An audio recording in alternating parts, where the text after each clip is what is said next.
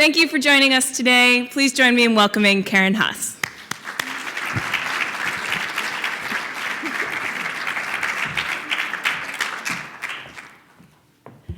Thank you. That was quite an introduction. Thank you.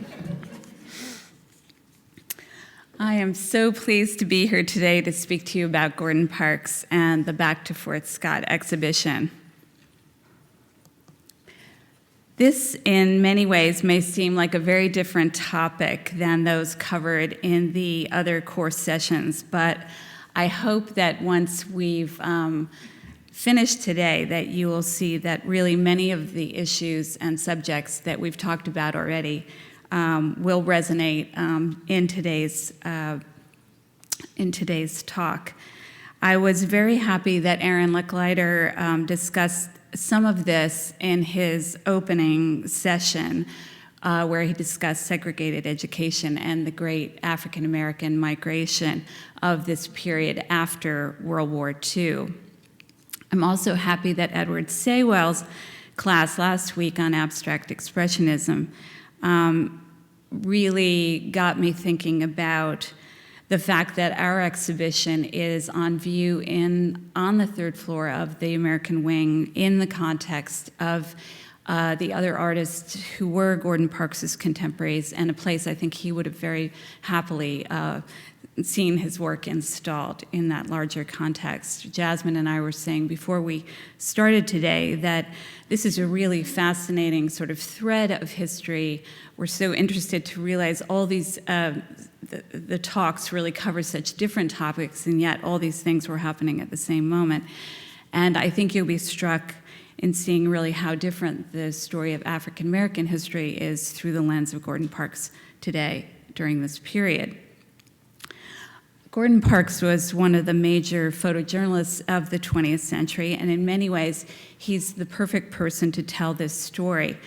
In 1948, he was also the first Black photographer to be hired by Life magazine, and he went on to work for the magazine for the next more than 2 decades, ending there in the early 1970s, right as the magazine was closing. He was often, as you can imagine, given assignments, and sometimes often as well the accompanying bylines. So he was writing the articles as well as taking the photographs. And he was often offered the assignments that tackled tough social issues that some of his white contemporaries, white colleagues were not. He was an artist, as you'll see, with a deep commitment to social justice, and his work had a huge influence on subsequent generations of documentary photographers and photojournalists. And I thought we'd start with just a quick clip so you can hear his voice.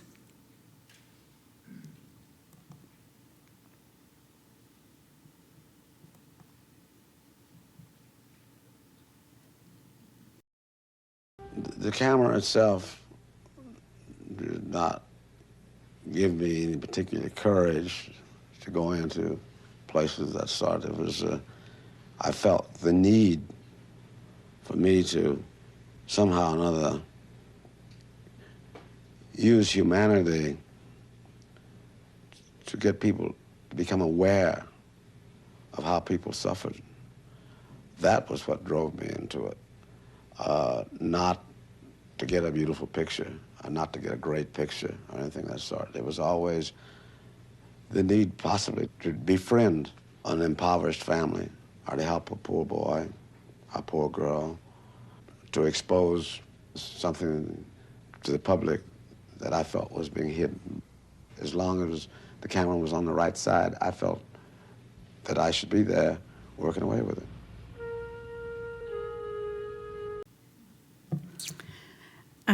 That gives you a little sense of him, I hope.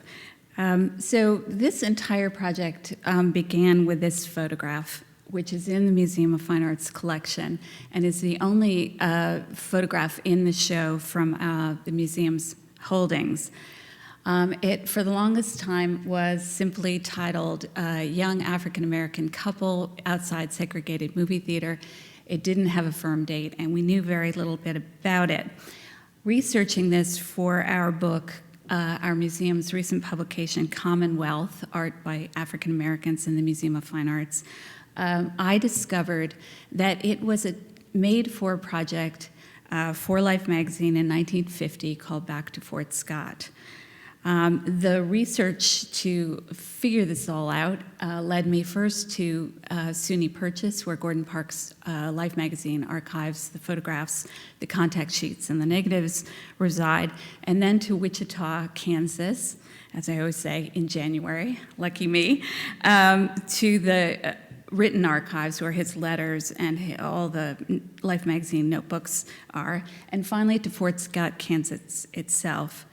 I discovered that this project in the end didn't run in Life magazine, which is why I had never heard of it. We didn't know what it was, and this really sparked my my inner detective and set me on a course of wanting to learn more about it.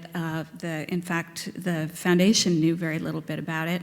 And to delve deeply into a project this way, as you can imagine, is very unusual for us. We rarely get this kind of opportunity, and so it was really exciting.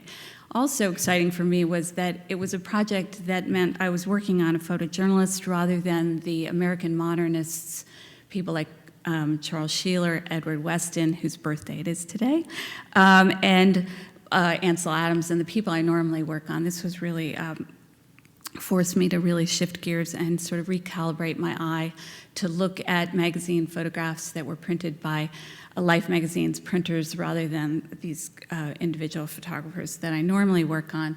So it was really an exciting project for that reason.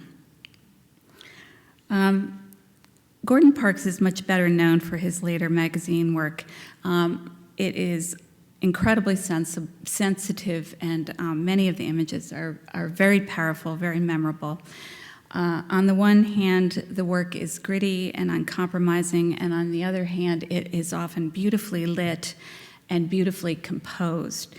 Early on, Gordon Parks realized the power that the camera could wield as a weapon in the fight against discrimination, prejudice, and the poverty that he had known as a child. His first of many memoirs is called Weapon of Choice, and that's a reference to the camera as the weapon of his choice. He described it as a sort of his way into situations, as he mentioned in the clip we just heard, that he otherwise might not enter. And then his way of showing the world problems that he felt could and should be changed. On the left, you see, both of these are in the museum's collection. On the left, you see Rosie cleaning the bathtub from the Harlem family story that he did in 1967. So these works from the 60s, if you do know his work, are often the pictures that come to mind. And the image on the left of Muhammad Ali from 1966, one of his famous series for Life magazine. This is the moment when, very soon after, Muhammad Ali has changed his name from Cassius Clay. He's joined the Nation of Islam, and he is very outspoken in his opposition to the Vietnam War, a very controversial figure, popular but controversial, and he was befriended by Gordon Parks, as was the Harlem family, with whom he lived for several weeks and photographed, sort of embedding himself with his family. Probably the best known early project by Parks is the Harlem Gang series that he did in 1948. This early work, like the Fort Scott series, is the work that I'm particularly drawn to from the 1940s, because this is very soon after he's taken up the camera, completely self-taught. And I'm always fascinated by artists' early careers. This, too, was a very challenging project, like the Harlem family, in that Gordon Parks embedded himself, went and lived as amongst, or didn't, spent much time with this group of young gang members in Harlem, photographing them, gaining their trust. And it was this story and the success of this story that led Life magazine to hire him in the first place.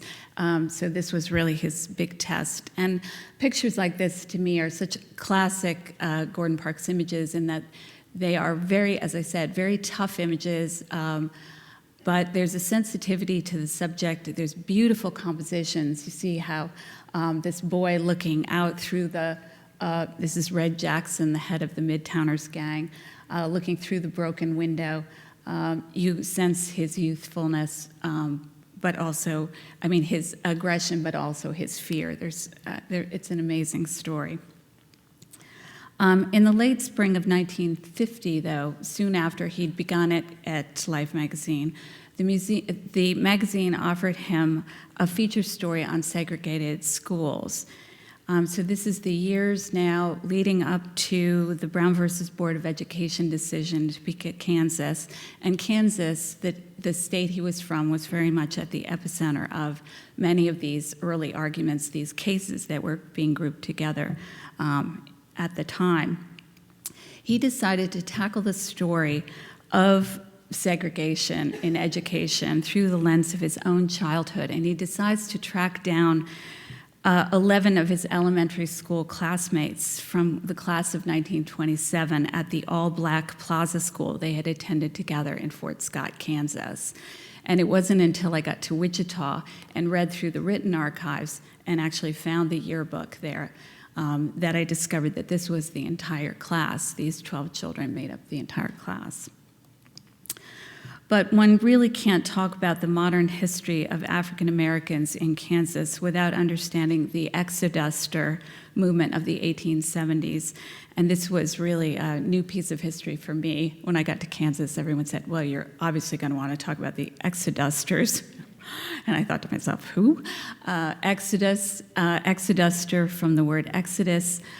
This was a massive movement of freed black slaves coming from the South and moving into Kansas during the 1870s. Many of them led by so-called conductors into this area, and Gordon Parks' grandparents, paternal and maternal grandparents, were among the earliest settlers coming to this part of southeastern Kansas from south central Tennessee.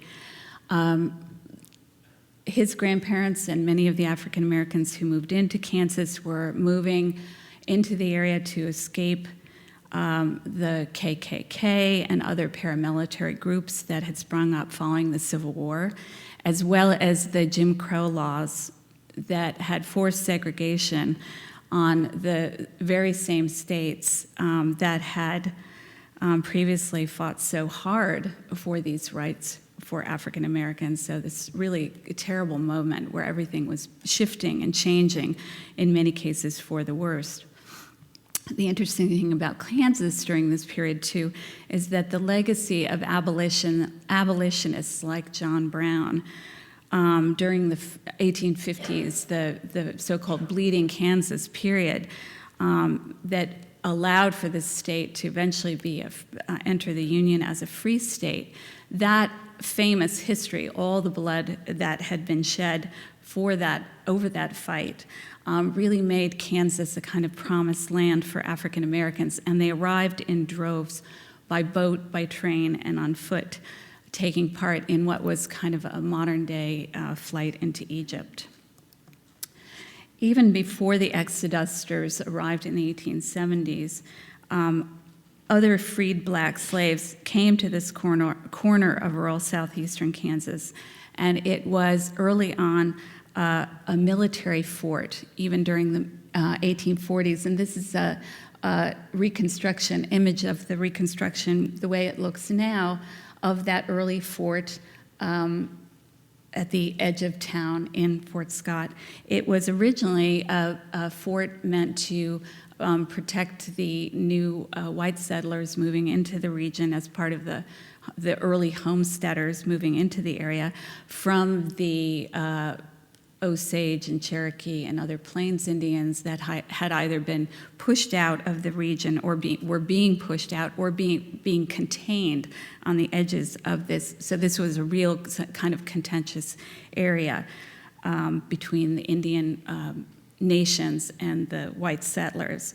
And then during the Civil War, it became a base for the Union Army, a sort of supply depot and a hospital. And so this became the reason that this small town, which was then named for Winfield, General Winfield Scott, this fort was really the hub of the town at first. And the interesting thing for me is that by the time Gordon Parks lived in Fort Scott, this, of course, had fallen into disrepair. Obviously, it's no longer a fort. The Army has left.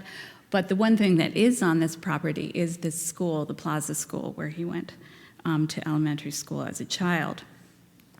And I couldn't resist showing you this. I'm sorry for the lurid colors, but just to give you a sense of what the town looks like today, it has these beautiful red brick streets and a very historic main street. One thing I didn't realize until I worked on this project was that it literally had a black Main Street and a white Main Street during the whole time that Gordon Parks was growing up. These sort of parallel universes with the same shops and stores on both sides of the tracks.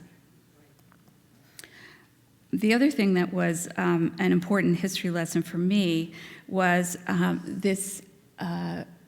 map like this, realizing just how segregated our country was in 1950 at this moment that Gordon Parks is tackling this subject, and to remind ourselves really where Brown versus Board of Education came from, but also that Kansas literally is at the very center, literally, of the country. It's neither north, south, east, or west. It's really the perfect place to consider this issue, and I think it's fascinating that Gordon Parks decided to go back there at the time. Just a little review, too, on Brown versus Board of Education. It was, of course, one of the most important of all of the Supreme Court's decisions of the 20th century in May of 1954. It really was a watershed moment in the start of the Civil Rights Movement. It really got things moving. Of course, what I'm fascinated by with the Fort Scott story is this is that period, I would say, of a decade and a half before the Civil Rights Movement is underway, a period that we really study very little in terms of African American history, and a very different situation. People's situations as African Americans are so different from those of whites during this period. I think it's important to be reminded. And as you know, that this decision really was the moment where our country said out loud that equal education is the basis of a democracy, a strong democracy, and that education, equal education, was really an important marker of success, future success for all children, and something we needed to offer to all children. Sadly, this is something that we're still discussing and is still being debated today, of course. But this was a moment where we're overturning Plessy versus Ferguson, which is the case which argued for separate but equal, and saying again out loud that premise of separate but equal really is not only illegal but impossible to uphold. What I didn't realize until I began working on this story is that Gordon Parks had also done some work for Ebony magazine. He did this fascinating photo essay that I think really, again, sort of sets the tone for some of the Fort Scott pictures we'll see in a minute. The story was titled Problem Kids, and it was about Kenneth and Mamie Clark, who were social psychologists. Some of you may recognize their names, who took a look at the psychological impact on African American children of segregation and discrimination in their early years. And this was one of the photographs from the story.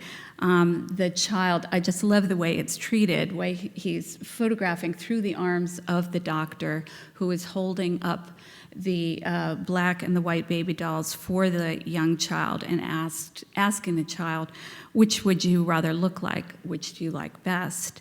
And many of these children, of course, chose the white doll over the black doll, or not of course, but did.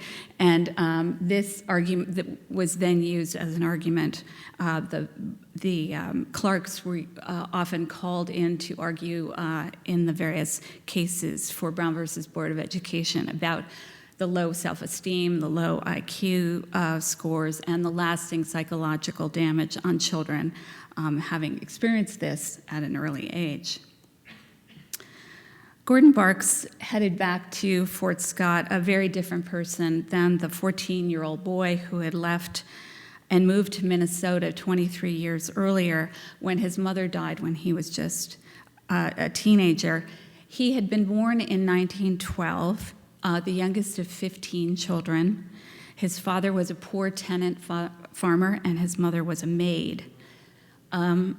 The town that he returned to really looked much like the picture I showed you a minute ago. In some ways, it was relatively unchanged. It was only about 7,000 or 8,000 people, population about 20% black when Gordon Parks was growing up, and only about 5 or 6% when he returned. And that, obviously, we'll talk about the Great Migration, is what drew all those many people away to the north and to the east, mostly. But he liked to talk, particularly later in his life, about the magnetic pull that the place always held for him, even though he had grown up with fear and hatred and violence and had lost friends. Friends had been murdered as teenagers. He always liked to say that the prairie was still in him. But the memories of the prairie were really connected for him with memories of his mother. His mother was a very powerful figure in his life, and there's a wonderful quote. He said, "My mother had freed me from the curse of inferiority long before she died by not allowing me to take refuge in the excuse that I had been born black. She had given me ambition and purpose and set the course I have since traveled." There's a 7-page draft of text that's in the exhibition case and also reproduced in full in the book. And that's really all that survives of anything that Parks wrote for this story. In it, he describes driving into town. It's high noon, and yet there's a terrible Kansas storm brewing. And I will say, I did get to experience one of these storms, so I now understand what this really is like. And he conflates, in describing this moment, he conflates the storm brewing over the town of Fort Scott and the larger storm brewing over segregation. Why the story in the end didn't run in Life magazine, we are not completely sure, although the month of June 1950, when it was initially supposed to appear, was the month that we entered the Korean conflict. We, the United States, entered the Korean conflict. It was also a moment which, that kind of hard news would often bounce other stories like this one. It was also the moment that Thurgood Marshall and the NAACP were sitting down and, on the one hand, celebrating the victories of the Sweat, McLaurin, and Henderson victories, which were all segregated education victories, mostly revolving around higher education and colleges rather than younger children, and really came to a decision in that very same month to tackle the idea of segregation as a national issue rather than small individual cases like they had done previously. The interesting thing, too, about the emphasis in many of the early pictures on the train station is not only would the tracks have been literally the dividing line between the mostly African-American side of town and the mostly white side of town, but it also was the railroads were the hub of Fort Scott. They were what brought people to the area, what brought their produce away from the area, and they were the way that people left the area when they finally decided to make the Great Migration. So the railroads were an important symbol. They were what kept the town alive and then emptied it out as well. This is, I think, an incredibly beautiful photograph of the current Plaza School principal and his family. Again, a classic Gordon Parks photograph, beautifully lit, natural light, very sensitive, this wonderful sort of owlish young principal and his large family, having taken over the reins of what was now the E.J. Hawkins School, named for the principal when Gordon Parks had been at the Plaza School, so renamed in his honor. His motto, E.J. Hawkins' motto, I always think could have been Gordon Parks' motto. It was, look sharp, be somebody. And the Plaza School was a two-story red brick building on the eastern end of the fort grounds, as I mentioned. There, children took English, social studies, art, music, math, with an all-black faculty. The boys could take industrial arts and the girls took home economics.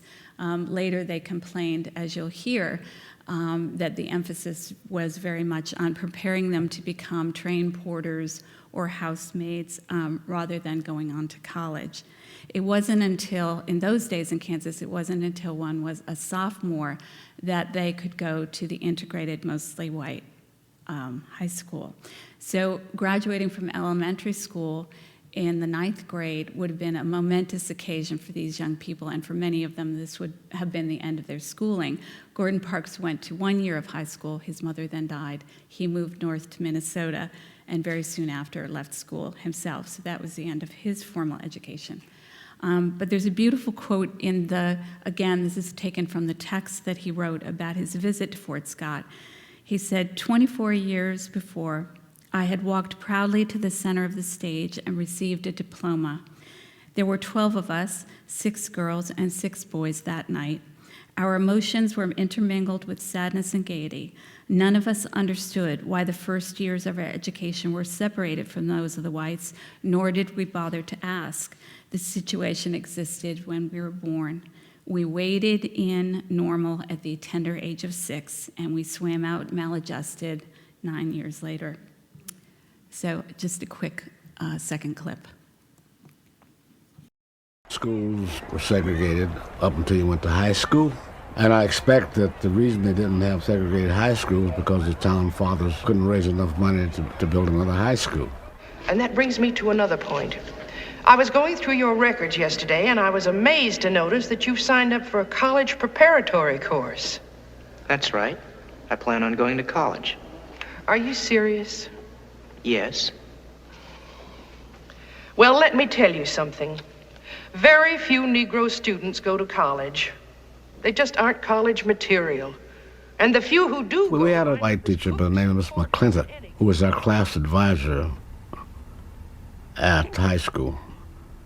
And she advised us mainly not to waste our parents' money going to college, because we were going to only wind up as porters and maids. To hear someone say that, it's rough on you. Get killed, a lot of kids. Mr. President, I have the honor to present to you, for the degree of Doctor of Fine Arts, honoris causa, Gordon Parks. When I received my 41st honorary doctorate at Princeton, I surely wish that Miss McClintock was there so that I could hand it to her. I didn't finish high school, but I realized that perhaps I have come quite a distance. You had to be strong. You had to have parents who would tell you differently, that you had to make it, that you should not allow bigotry or discrimination stand in your way. That's the way my parents were, at least. And that final picture was a picture of Parks's mother, who was such an important influence on him. Here is an image. We have a photograph in the case up in the exhibition. I was so thrilled to find at, again, in Wichita, in the archives, of the entire class of 12, 6 boys and 6 girls, in true adolescent fashion. All the boys in the front, all the girls in the back, except for Ira McNear, who was described as the cutest boy in the class, who's in the middle with all the girls in the back. Gordon Parks is second from the right in the front. In the end, he was only able to find 9 of his friends. 2 of them were out of reach. One, because he lived in Phoenix, Ira, and the other, Emmeline Smalley, who has become something of an obsession for me. I'm dying to figure out what happened to her. She was said to have been incarcerated already at this time at Camarillo State Hospital, having had a nervous breakdown. And I really would love to know what happened to her. So in 1950, when Life magazine gave this project to Gordon Parks, their stance was definitely pro-integration, but stories about average African-American families were few and far between. The majority of its nearly 20 million subscribers were white middle-class families, and their lives and circumstances were the paradigm by which most of the stories in the magazine were told. And also the history, of course, as we saw, much of our history is told through that white middle-class lens. So it made sense that by choosing to tell the story about his friends and their families, it was a way to really show Life's readers and the larger public what African American families looked like from his standpoint.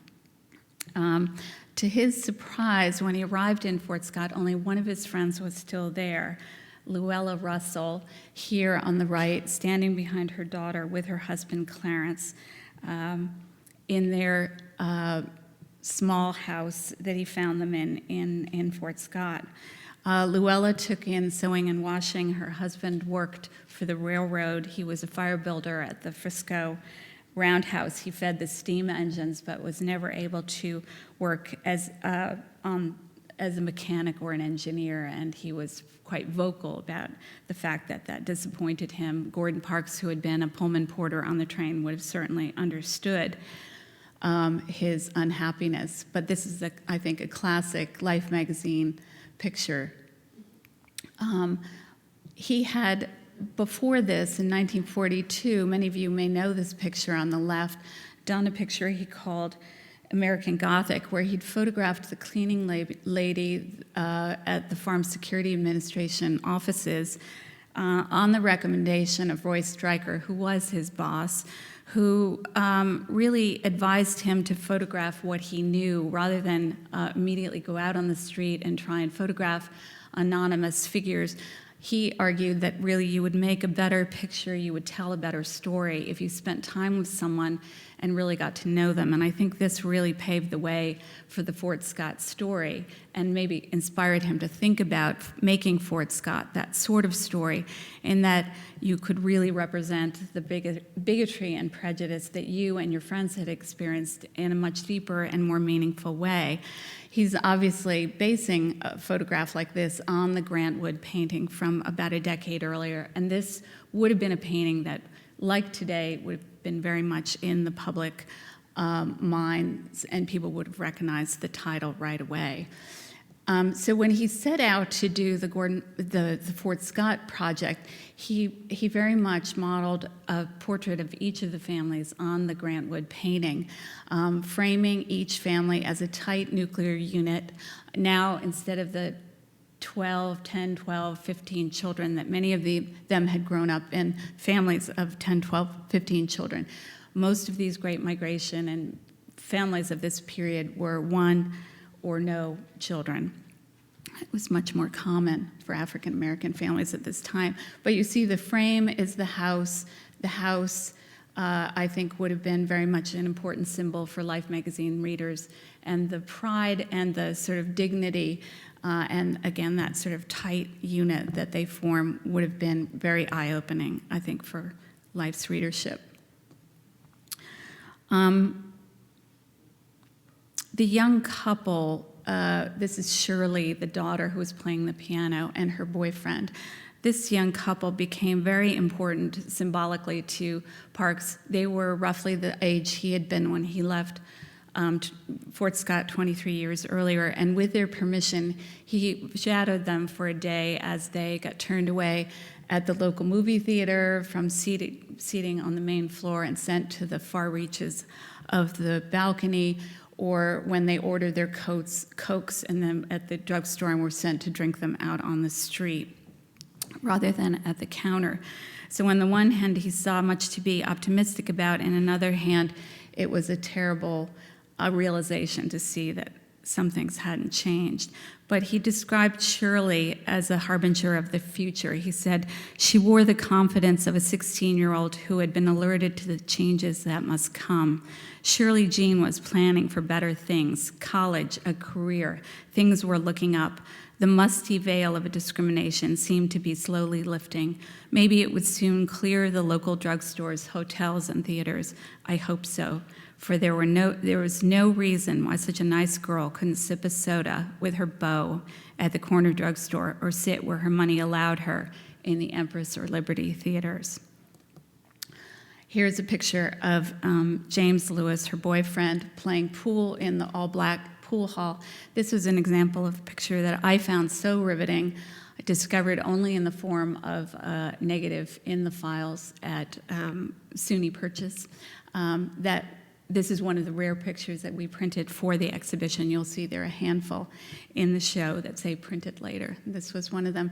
You see here he is inside the dark pool hall, lit from above, and you can see the owner, Peaches, I even know his name now, Peaches Judkins, standing in the doorway, and here you see him again from the outside the same building. During this interlude in Fort Scott, which was only a few days, Gordon Parks also stayed with his sister Anna, who still lived in the old house he had grown up in on Burke Street. He visited with friends at the pool hall, as I mentioned, and he talked about what a nostalgic moment this was. Even though none of his friends were there, the people who did remain, in many cases, were the elderly citizens of Fort Scott. People like his Uncle James on the left, his blind uncle, who, if you've seen the movie The Learning Tree, you know was an important figure in his life. On the back of the print, it says, "My Uncle Jimmy, he was my real mentor. He taught me about life." And Mrs. Lucy Jefferson, who was the oldest woman in town, she was thought to be 98 years old, although she didn't remember, and no one else did either, exactly how old she was. But I love this pair of images. Again, classic Gordon Parks, beautifully posed, the light glinting off all the, her beautiful high cheekbones, the two of them holding their canes. They really make an incredible pendant, I think. So again, the people who were left behind were mostly the elderly. Mrs. Maggie Mullins here on her porch, and on the right, the shoes of Mrs. Paralee Rivers, who was a sort of, here she is on her deathbed. She had been a sort of surrogate mother for Gordon Parks when his own mother died. She had nursed Gordon's mother in her last illness, and now she was on her own deathbed, surrounded by the women of the town, including Mrs. Jefferson here. This image of her shoes very much suggesting her presence in the absence of anyone, but with these the open book on the window seat and these small objects on the windowsill. I'm told by the people at the foundation that Gordon Parks, that was his favorite still life. It was not something he did very often, but I love that picture. He also made a point of visiting with the white friends from high school, the few he still remembered from the 1 year he was in high school, including Helen McKillop, here shown on her porch with her husband and son. McKillop reminisced about the fact that Donald Beatty, who we'll see in a minute, was the smartest boy in the class, the African-American boy who helped all the white kids study for tests, and she had very fond memories of him as well. And people like Lyle Myrick here shown at local garage. When I went to Fort Scott, they were, I'd show this picture and I'd do, the art history thing, according to my research, this is such and such and such. And, most of the time I was wrong. They were always able to correct me, and they'd say, "Oh yeah, Myrick's Garage. That's up, north, going out of town on Route 69." They knew where everything was, and they were able to put me straight. But this was a famous friendship that grew out of a famous fight. The two boys had run into each other on the playing field and started fighting. They were so equally matched that they decided to shake hands and became friends after that. I just love the contrast between the gaze of the friend, the younger man looking at his friend, and the maybe less willing or friendly father seated in the foreground. Not all of the images made in Fort Scott were portraits. A few managed to also illustrate the many subtle ways that blacks were still discriminated against in 1950, and that these cues were things that were learned at a very early age. These would be the sorts of pictures that I didn't necessarily understand when I first looked at them, but once I sat down with many of the elderly African American citizens in town, several of whom had actually known Gordon Parks, they explained to me, for example, in this case on the right, that these little girls would have known that that is literally as far down the bench as they could go, that the seating and the shade on the far side was for whites only still. And it's a subject, even though this didn't end up running in Life magazine, that he returns to later in 1956 in color when he does a series that I'll show you another picture from in a minute, that's now highlighted in an exhibition at the High Museum in Atlanta, a similar exhibition focusing on a single story, Life magazine story. In 1956, he returns to the subject of segregation, and I think remembers this image and comes back to this idea of a group of African American children kept out of a park, in this case, that they were not allowed to enter.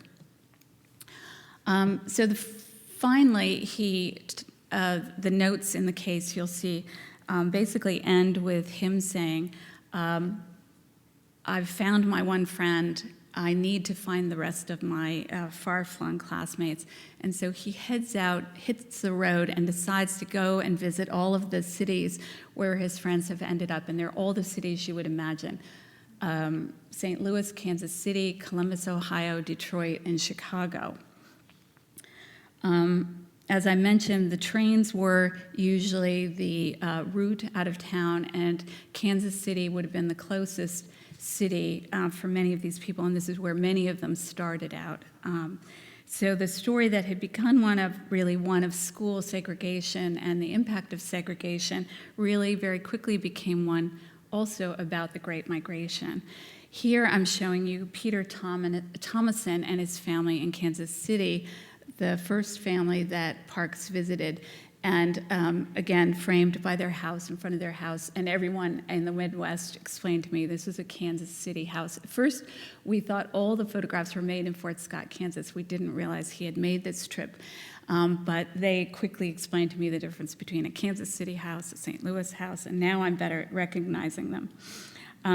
Peter had been, a hotshot basketball player. Now he was working for the Postal Service, which was a very sought-after job, very good job for an African-American man at this period, relatively well paid. His wife is on the right, his young wife, who I'll show you in a minute, was the sister of two of the other men in the story. Here's a picture of their daughter, Marilyn Thomason, on the street, on the sidewalk with some of her friends. Marilyn had a similar sense that she was going to go on and do great things, as did Shirley. They were roughly the same age.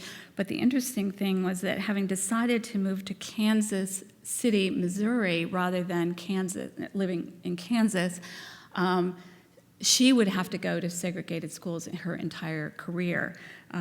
Missouri was the state, the farthest, most northern state to be completely segregated. And this neighborhood that they lived in, the Wendell Phillips neighborhood, was one of the rare neighborhoods where a black family could buy a home. This was also, they were quite proud of the fact that they owned a two-family house. This was a trend, as you can imagine, as black families moved in, white families moved out.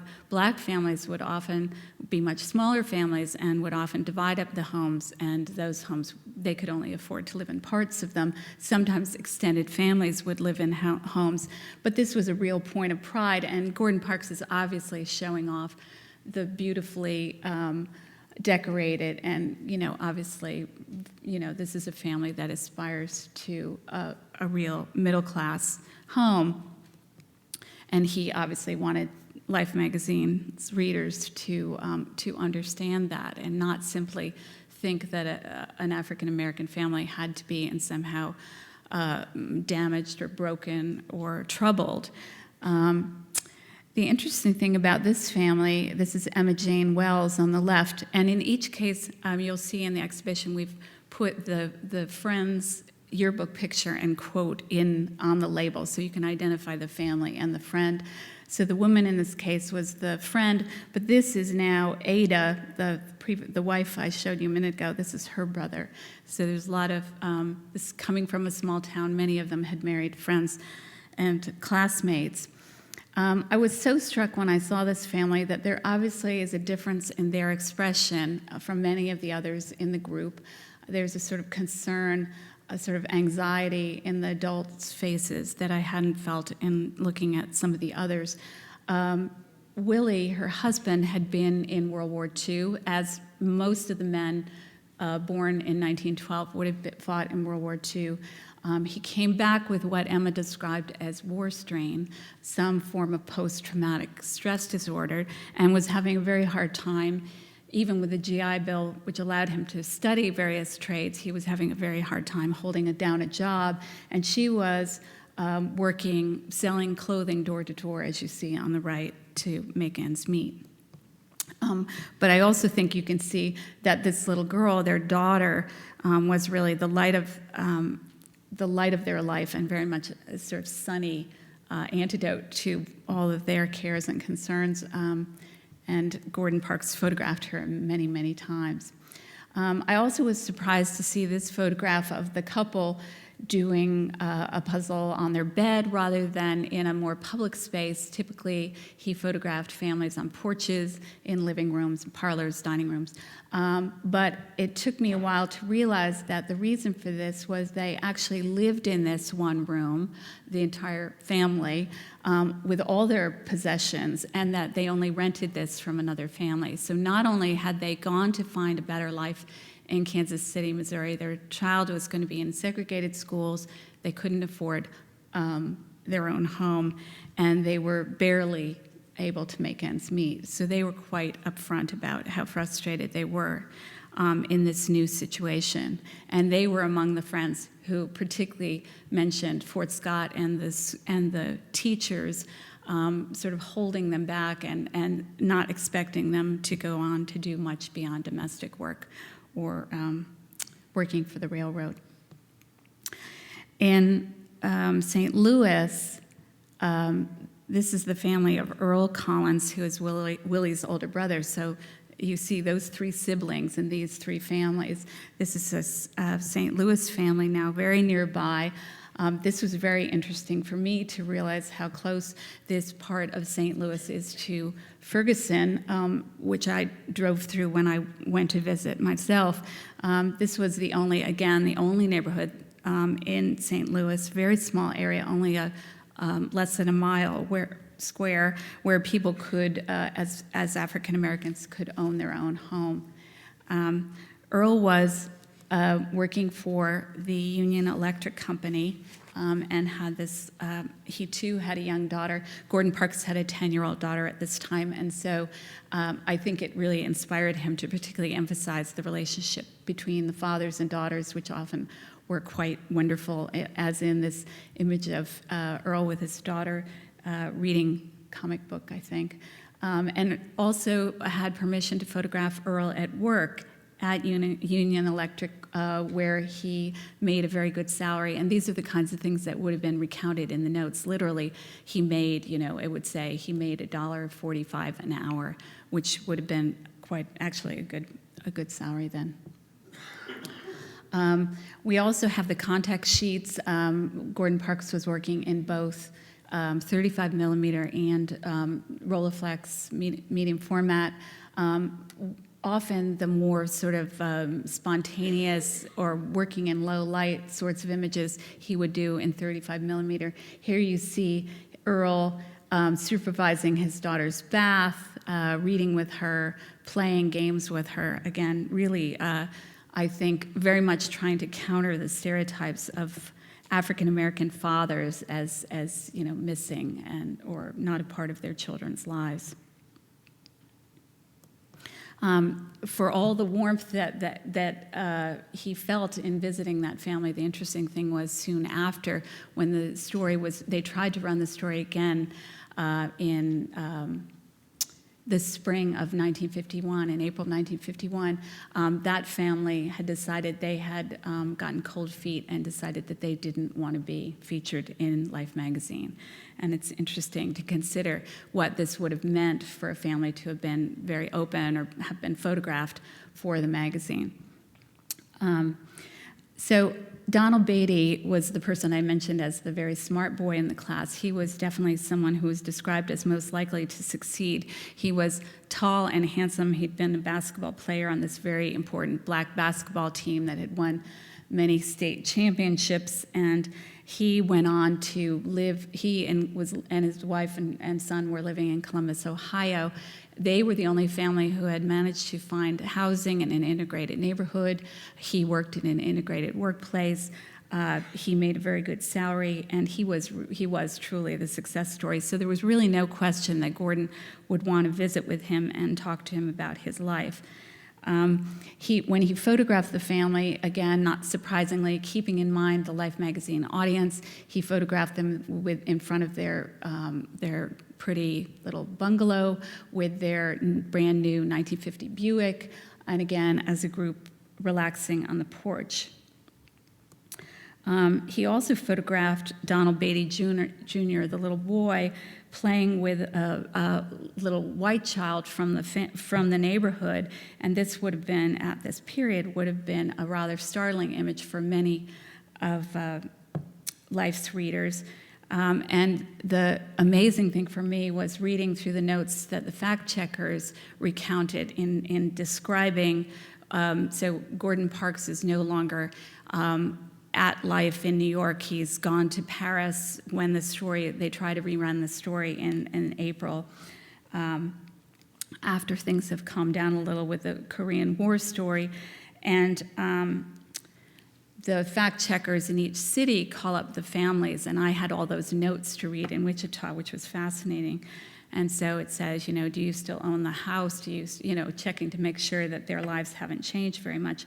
And at the very last sentence of the fact checker's notes about the Beattys said, except for the death of their son, nothing much has happened to them. So you can see that many of these things would have affected the ability of Life to really tell this story in total.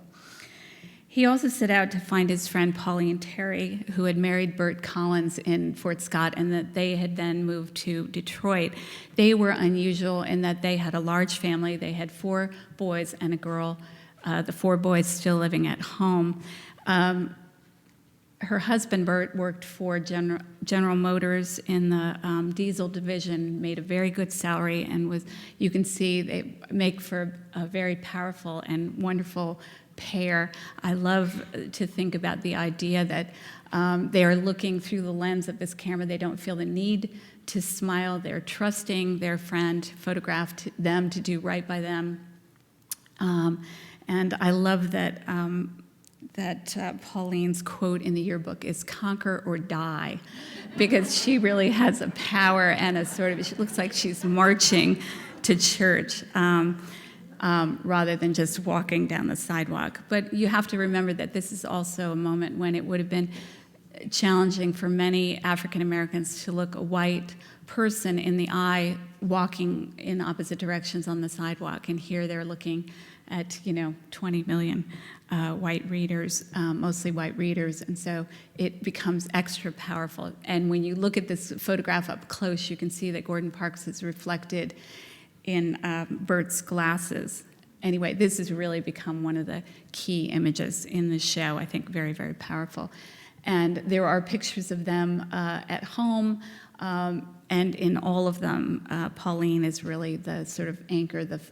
She holds the family together. She is just this beautiful, powerful figure. And Gordon loved her because she made a very big and welcoming and very Southern meal for him that he recounted in his notes, too. I gotta hurry up here. By 1950, when Gordon Parks got to Chicago for this project, no surprise that he found 3 of his friends there, 3 of the 9 had ended up in Chicago, because at this point, Chicago had a larger African-American population than any other city in the United States. It really was the capital of African-American life at this time. And what's interesting is to see the range of experiences of these 3 households, all of them only a few miles, only really a mile or so apart on the south side of this black belt, the so-called black belt of Chicago. Here, a picture of his friend Maisel, looking much older than her years, staring out at a blank wall with her husband on the bed in a flophouse hotel where he found them. He described her as really the tragedy of their class, the saddest story, someone who was really broken by her experiences and that life had taken a toll on her. I was interested to learn that Gordon Parks had actually lived in Chicago before this, so this was these streets were familiar for him. He had worked at the Southside Community Center with the artist Charles White, whose work I show you on the right.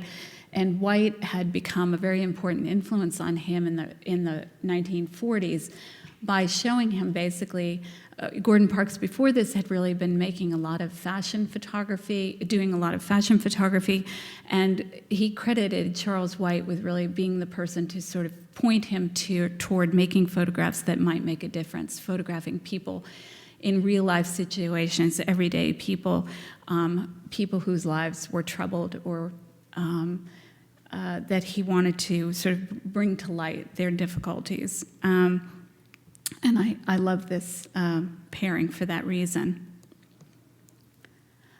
He photographed Maisel in the room that only had a bed and that single chair over the course of a day, in several cases photographing from sort of below eye level this way through the end of the bed, so it looks like she is somehow incarcerated, which I also think suggests the dire straits he felt she had ended up in. The story of the day ends with Willie, her husband, holding him up with a loaded .45 and stealing all of his money. But in true Parks fashion, the notes that he left about this day really are more about his concerns for his friend and her well-being than any money or anything he had lost. He was just worried about her. I wanted to show you another, just to give you a sense of another of the contact sheets. You see the challenge was in sort of sorting out the order of the trip and whose family was what, because none of these things were identified on the back of the prints. These are all strips from different parts of the trip put together on a single sheet here, contact sheet here, by the printers at Life magazine, and not by Gordon Parks himself. And so it often was hard to sort out which city you were in or exactly who was related to whom. One of my favorite photographs in the show, and I think a real sleeper in this exhibition, maybe one that people pass by, and we always joke that there's one photograph you would like to stand next to and just make people look at it a second time maybe, is this one of Fred Wells and his wife, Mary. I am so fascinated by this couple. Some of you, you'll see on the bibliography, I list a book called The Warmth of Other Suns by Isabel Wilkerson. If you have any interest in the Great Migration, it's a fabulous book that reads like a novel, but it's a true story of tracing 3 migrations over several generations. But one of the characters in this book by Isabel Wilkerson one of the figures is someone who goes to the south side of Chicago and actually works for Campbell's Soup, as Fred Wells did. And I was thrilled that Isabel Wilkerson agreed to write the introduction for the book. So I recommend that to you, too. Fred and his wife lived in a very humble kitchenette apartment. A kitchenette was a single room, often with a shared bathroom down the hall. But although they describe themselves as somewhat embarrassed by their home, what I'm struck by is the sort of, again, the pride and the sort of, we're in this together, looking directly into the camera lens. So Mary with her sort of slightly childish pigtails and polka dot shirt, but that very defiant expression. Fred with his wall-eyed expression, but caught just at that perfect place where you're not necessarily struck by it. A very sympathetic, I think, and very powerful picture. This is a couple like Maisel who had no children, and this was quite common in Chicago. They were barely getting by themselves. Here, trusting him enough, again, to allow him to photograph them in their kitchenette apartment, saying grace at dinner. And on the left, Gordon standing inside the boxcar, photographing his friend, loading at the loading dock before his friend even realized he was there. And he describes it really beautifully, how the two men finally, he caught his eye, he saw him there, they hadn't seen each other in 20 plus years, how they both had a good cry, then had several drinks and shared wonderful stories. Fred being someone who remembered many of the stories that Gordon had forgotten. And finally, the last family that he visited in Chicago is this one, and this one holds a particular place in my heart now because the other day, this little girl called me on the telephone, which was amazing. I'll show you the picture that inspired that in a second. This is Margaret Wilkerson and her husband and their daughter, Barbara, in front of their apartment on one of the main streets of Chicago, Cottage Grove, which was one of the main arteries, north-south arteries on the south side of Chicago, but an area that on one side was primarily African-American and on the other side was gradually becoming more and more integrated. This is a family that sort of fell at the opposite extreme to Maisel and Willie, who were in such tragic state. Here, a family that he is working for the post office, has a very good job, but here he's showing himself, presenting himself in his Sunday best. She is unemployed, but she's wearing her pearls. Their daughter with her bow in her hair. Very, I think, very lovely and, again, sort of powerful image of a black family. This is the picture that we reproduced in Smithsonian Magazine as part of our PR campaign about the exhibition. Smithsonian had specifically asked for a photograph that wasn't being sent to any of the other magazine outlets, and we sent this picture because it had kind of an interesting, from my point of view, an interesting backstory, and that one of the things I found when I was at Wichita was this envelope full of all these receipts that Sarah Parks had paid off over many, many years on a piano for her youngest son, Gordon, something that had been so meaningful to him because, as you know, he later became a composer. He had made a living during much of the Depression as a piano player. And so the piano was an important symbol. It would have been understood as a very important symbol by Life magazine.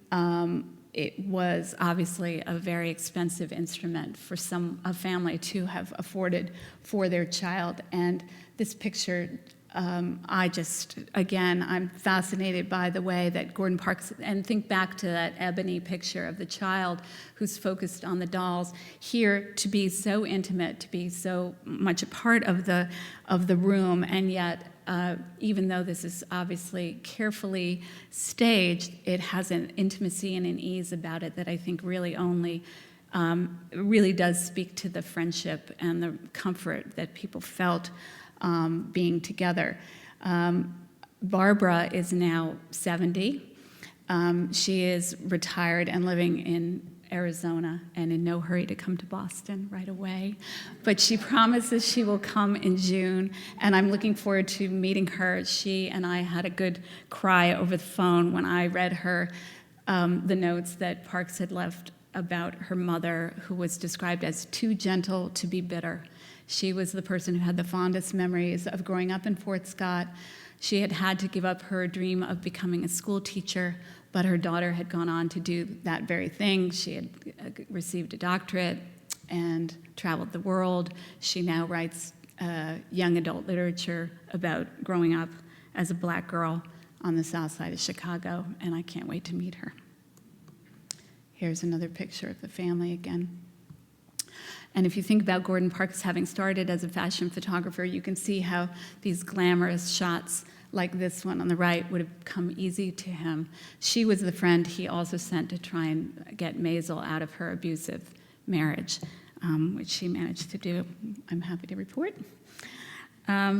One of the things that was very challenging about this project, and I sometimes joke, I felt like I was sort of out on a tightrope without a net, was normally when you write or talk about a Life magazine story, you at least have the surviving layout that you can respond to in the text, the written text. But none of that has survived, although we joke that even though, we sent, people very kindly went to the, depths of warehouses in New Jersey at Time Life to look for these things. We joke that now that we've published the book, it probably will show up. But we convinced ourselves that it didn't survive. I had looked everywhere. And so the challenge was to tell this story without that to respond to. Here I'm showing you the Life magazine cover of the week that it actually was going to run again the second time in April. And what bounced it finally from the pages of the magazine was the very surprising firing of General Douglas MacArthur by President Truman over their differences over the Korean War. And so this is the following week then when General Matthew Ridgway took over command of the UN troops in Korea. And I mentioned earlier that in 1956, Gordon Parks returned to this subject of segregation with Life's blessing and on assignment. And this time, the story was, rather than many different individuals' families, because of course those situations, their lives had all changed so dramatically, or several of them had changed so dramatically, that the story in the end didn't hold together so well. He chose in this case to focus on a single extended family, the Thornton Causey family, and instead of working in Kansas, which was familiar to him but ended up being sort of a less maybe a dramatic story, he went to Mobile, Alabama, so the Deep South, to focus on this family, and in the process really took his life and really feared for his life on several occasions. Many of the family members, having had this story told in the magazine, lost jobs, lost homes. It was really a tragic, and I think that probably deep down he felt some comfort knowing that he hadn't put his own friends through that in the end. So there may have been a little bit of a sigh of relief. As I mentioned, he had that period of time between the Fort Scott story and this returning to a similar story for Life magazine. He was working and living in Paris, and that was a moment really when he felt probably the least, sort of the weight of discrimination had been lifted on him. He felt very free and was doing incredible work, writing poetry, writing music, working for the magazine, doing fashion. So he had a moment where he really, I think, sort of recalibrated his own thinking, really helped him take stock of how far he himself had come, both geographically and emotionally, from that earlier time in Fort Scott. And this is the moment where he begins to write the memoirs that then come fast and furiously for the rest of his life. And he begins to sort of mine his own personal history, and that personal story, for many of us, is what we know about Gordon Parks and why we're initially maybe drawn to the work. And So I think it's an interesting thing. Even though the story didn't run, I do think it sort of broke the sort of logjam for him. It certainly remained an emotional touchstone for him, and Fort Scott became a place that then he began to go back to more regularly. As I mentioned, he wrote the book The Learning Tree in 1963, which is a sort of semi-autobiographical novel about growing up in Fort Scott. And then in 1968, he made the movie The Learning Tree and was the first African-American director in Hollywood. In doing so, he actually went back to Fort Scott to film the movie, and a lot of the people who met him actually met him then and were quite young. Some of the people in the Fort Scott story were actually extras in the movie. And this is a still made during the filming of the movie of a child very much meant to represent his sort of dreamy childhood, the positive moments, the happy moments of his own childhood. And I just wanted to say that, to sort of end with the fact that, first of all, this is a project that has just captured my imagination, and I hope it's interested you to hear about it in a way that I really could not have ever foreseen. We rarely, as curators, get asked or invited to work on a project that is so concise and so sort of tightly defined. To have the Gordon Parks Foundation say to me, would you be interested in doing an exhibition on a single Life magazine story, was so exciting. And it really led to, I think, something more than a normal exhibition for me. And luckily, my husband, who is the head of the photo studio here, sort of caught the bug along with me. I don't think he had much choice, actually. But we decided to take a sort of reverse migration of sorts ourselves. I had a reason to be in Chicago, and the Gordon Parks Museum, the small museum in Fort Scott, Kansas, invited me to come and give a talk. So he and I, my husband and I, drove with the addresses, all the notes, the Life magazine notes. We drove to all the houses to find all the places where all these people had lived over the course of less than a week. Through the Midwest, having grown up in New England, this was a very eye-opening experience for me.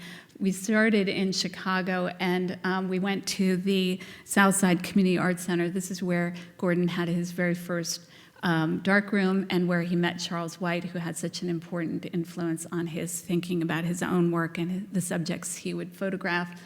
So it was great to see that that was still standing, because literally every single other house, every single one was gone, including Fort Scott. I said to Greg, at least when we get to Fort Scott, that house will still be there, and it wasn't. So I'm just showing you. These give you a sense. These areas that were so densely populated, so heavily African American, this huge influx of Black families and individuals had moved to these places to find jobs. Many of these industries have since left these cities, have moved away, and they've literally just emptied out. And most of us are familiar with Detroit, for example, what Detroit looks like, but I was completely unprepared for this.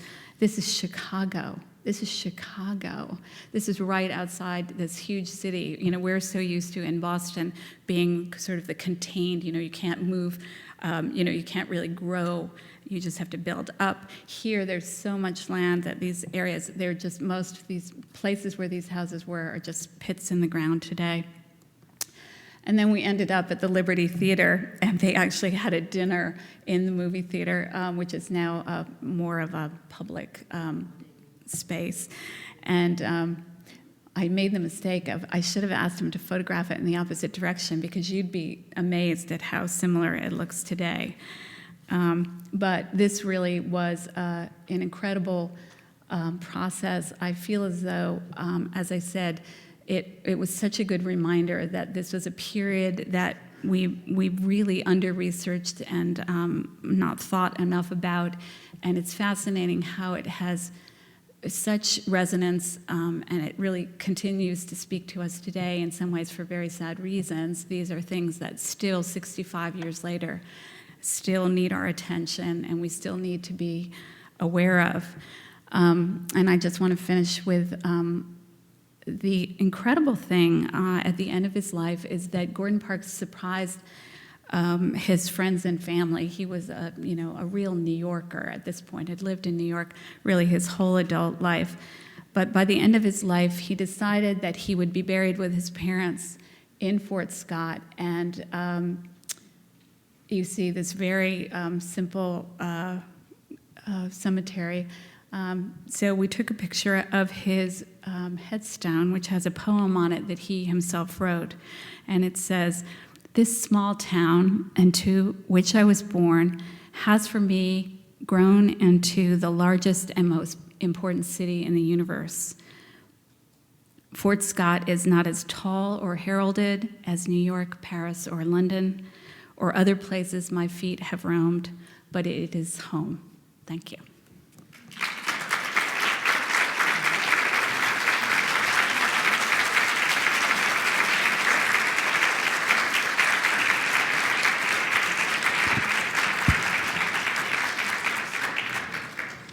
Does anybody have any questions I can answer?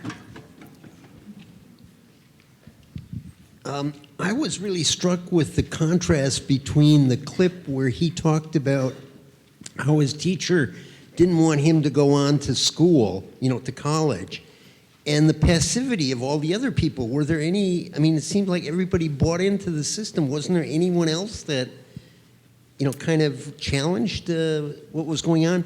And when you think about it, a lot of these men had been in the Second World War, Yeah. and had a taste of what the alternative was. Right. They definitely, I think, by moving away, made that clear that they were, actively seeking better things. There was very little other opportunity for people who stayed in Fort Scott. The farming was gradually becoming industrialized. People didn't have large farm families any longer. So the move north and east was really they're actively taking that on. And yes, a number of the men had fought in World War II, and that in some cases left them very, I think, empowered. You're right, to find better jobs. And they did. I think the interesting thing for me is that part of what I wonder about the story not having run was that in some ways it may have been almost too successful. I think that Life magazine and sending him out to make these pictures probably imagined that this would have been these people would have struggled much more than they had, that they in fact were quite successful in the greater scheme of things. He was presenting them with a much more nuanced and much more, I think, optimistic vision of what a black family in 1950 was, and maybe would have surprised a number of its readers.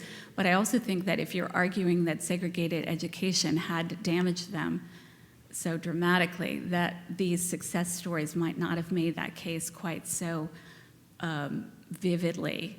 And so it may have been one of the counts against it in the end. He was absolutely, I think, and he spoke of this very consciously, trying to counter the stereotypes, what people expected to see. I would argue that, in fact, most of them were very proactive, especially in leaving their homes in order to find better lives for themselves and their families. Yeah. You mentioned that he has a daughter. Yes. I wondered if there were any pictures like the family pictures of his family. We always joke, because I'm married to a photographer too, that photographers' families are rarely photographed. My stepchildren always say that they don't have very many pictures of themselves. But no, he doesn't have many pictures like those. But I do think that of the family. But I do think that the having a daughter who was at that point 10 years old really inspired him, because so many of his friends had daughters. To photograph the children very much as these kinds of optimistic symbols of the future, which is what he felt about his own children. He had 4 wives, and over the course of his life, and so he had many children. He had several children, different ages. And one of his daughters actually came to the museum the other day to visit, which was very exciting for us. She is quite a well-known chef. And an interesting story was that she works in New York City, and she said that he was very unhappy when she said she wanted to become a cook, because he felt that this was, beneath her, and she needed to. And then he ate her cooking and realized this was something, she was doing what she loved, and it was very important. Yeah. I wanted to comment on the gentleman who's asked the question about how successful they were able to be with comparing to Gordon Parks. I know that after the war, the GI Bill did often not allow people of color to buy houses. They were kept out essentially. Mm-hmm. However, there was some education opportunity. Yeah. But I would follow Isabel Wilkerson's surgeon who left the Army as a surgeon, where he operated upon white people, and after the war he was told, you cannot have privileges in your hometown, Monroe, Louisiana, and you may carry a surgical table out into the African American community to care for people, but you may not operate on us. Right. And this was astounding. He found his way across the country and finally made it to California, where he was successful and became Ray Charles's physician. But the barriers along the way, in Texas, he couldn't find a motel. 5 nights he slept in his car. Vacancy sign, disappeared. A surgeon from the U.S. Army. Yeah. That, to me, is just one of the barriers that prevented them from being successful. Thank you.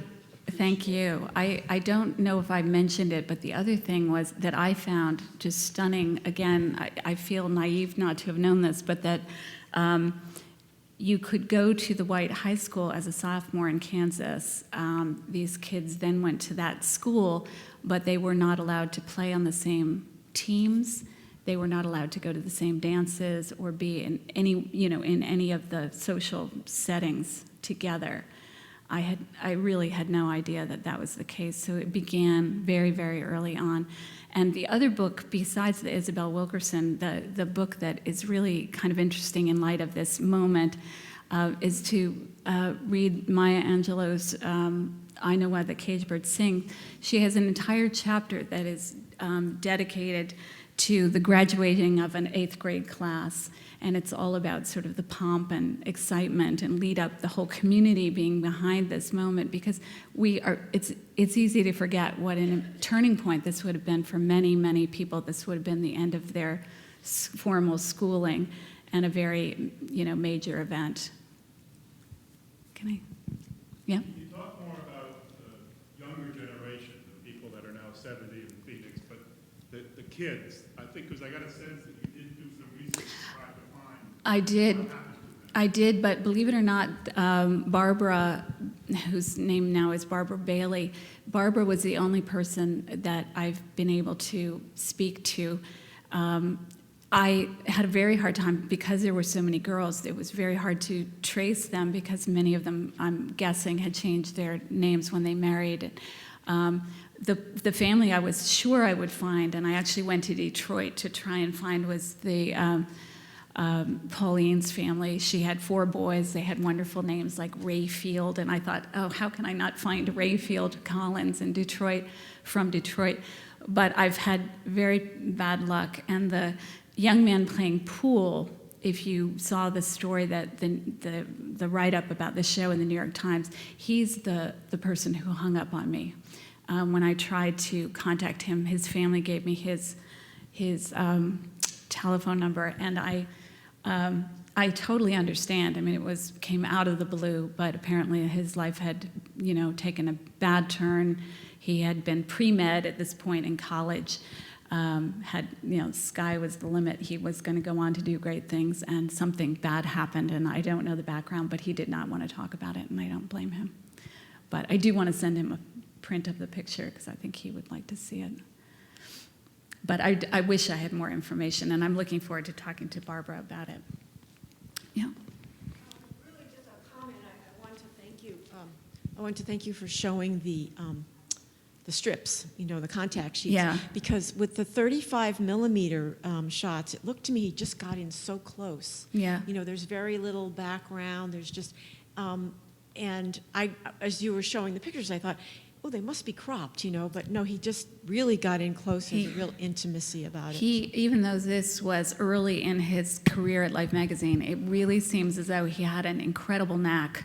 They're very rarely are they cropped, as you saw from the contact sheets. And those marks are the Life magazine editors, not Gordon Parks's marks on the contact sheets, for the most part, I think. The 35 millimeter also allowed him to do things like, I didn't show it today, but it's reproduced in the book. You'll see where he's photographing through the shelves or over the shelves in the drugstore, where he's working quite surreptitiously, photographing the young people trying to order at the counter, for example. It allowed him to work in low light and much more easily.